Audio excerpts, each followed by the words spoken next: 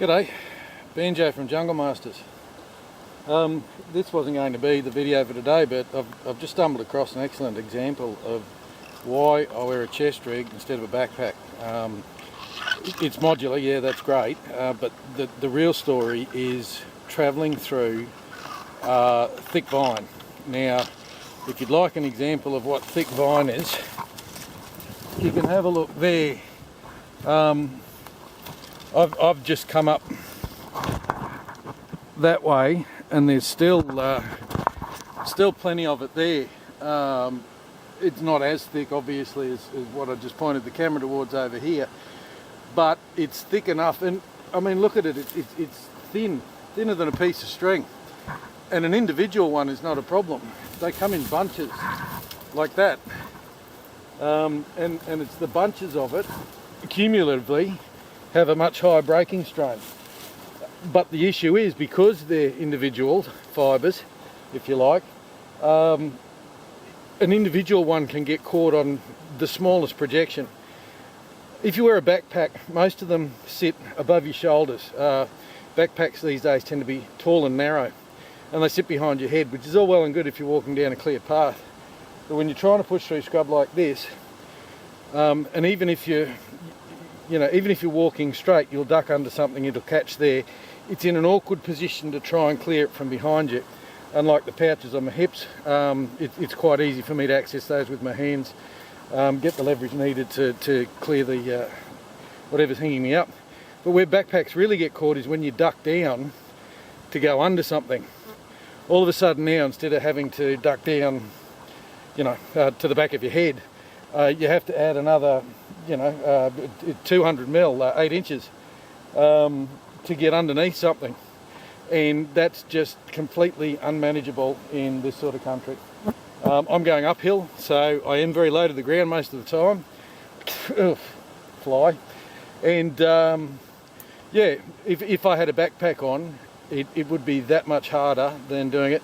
I will admit the pouches do stick out. They do tend to gather the fibres, the strands of vine quite easily, but again, it's much easier to clear them. Most of them are on my hips, and around my legs and around my arms and everywhere else, but I can clear the pouches at my hips much more readily than I can try and clear something that's caught at the back of my neck. Anyway, just thought I'd stop and share that with you. Banjo again. I just thought I'd come back and add some more about these vines and explain why the vines are so thick right here. I've not travelled extensively further south than Queensland, but I can tell you from the New South Wales border north, it is the western side of a slope or a ridge or of a mountain, etc., that will have the vines on it. That's one of the reasons I always try to enter this national park from the east, as I did today. Drive around, come in from the east. There's a nice road that runs along the coastline. Unfortunately, the spot where I normally park was taken. There's beach access there as well. It's not my own private parking spot. Other people can park there. Most people don't use it, but some people do.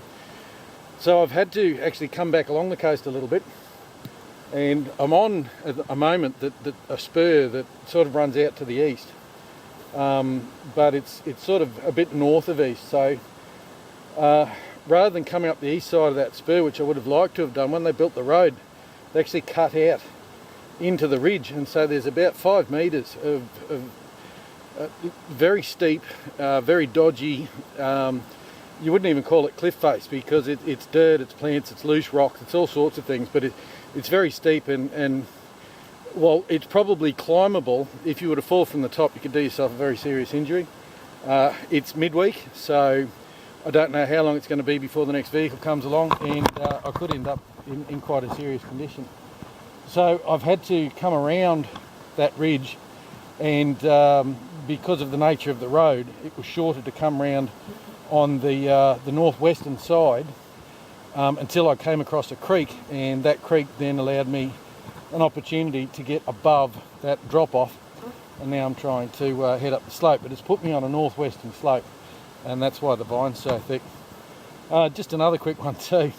About these flies, the wet season's ended officially. We've had a bit of rain here and there, but it has been a lot drier than it was earlier. September, about mid-September.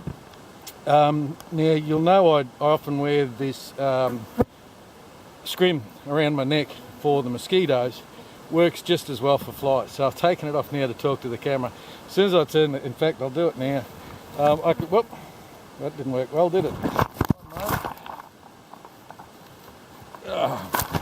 Okay, that's all I do is just pull it down over the front of my face like that, and I can see quite well through it, but the flies can't get in and fly down my throat, which they have a habit of doing, especially when you're panting hard, breathing hard, moving uphill.